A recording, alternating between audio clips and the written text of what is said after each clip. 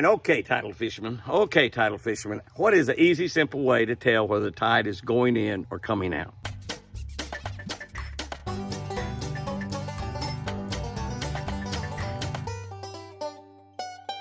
Good morning, guys and girls. November 9, reading from the Catch of the Day book on the Catch a Better Life channel.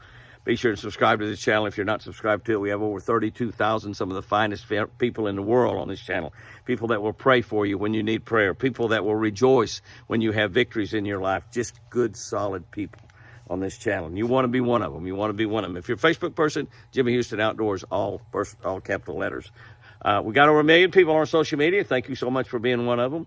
And you need a copy of this book, the Catch the Day book, or the Catch a Better Life book. You can get it at jimmyhouston.com. Christmas is coming up. They make incredibly great gifts. I'll be happy to personalize them, autograph them for you.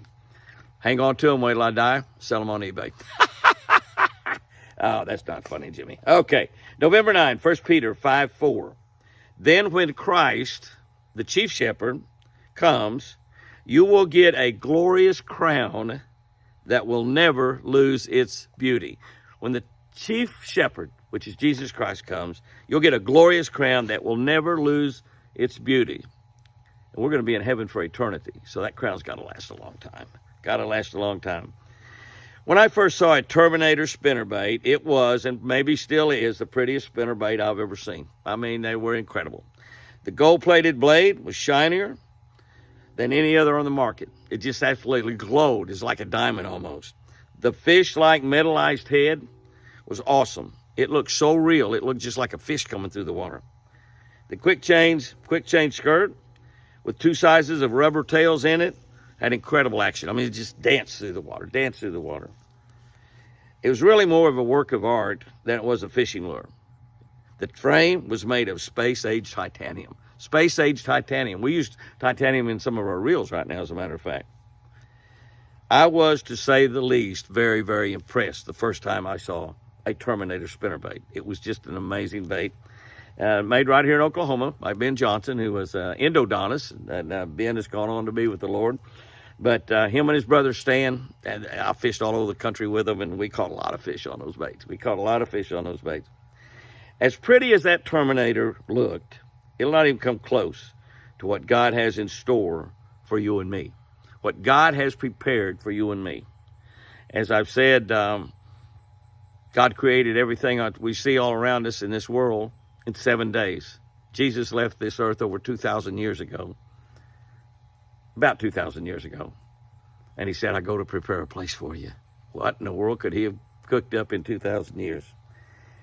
But I know he's not got a halo. We don't get a halo. You see, says we're getting a halo. We become an angel. We don't become an angel. We don't get a halo, but we get a crown.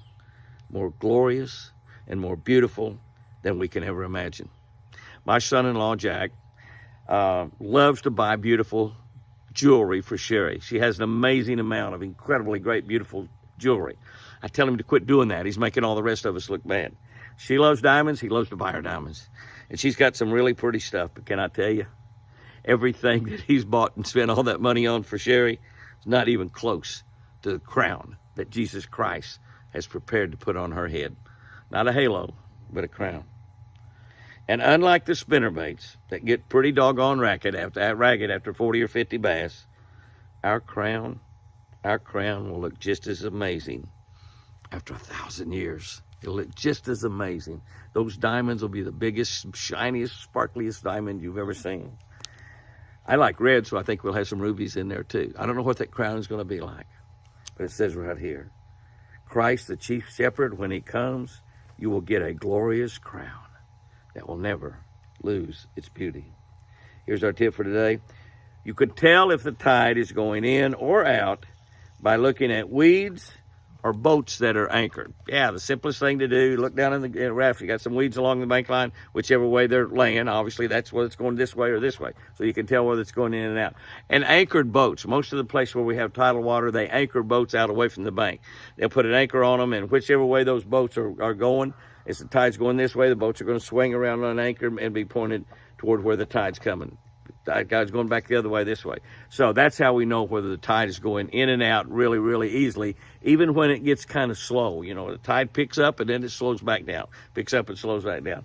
Most of the time, lower tides produce better fishing.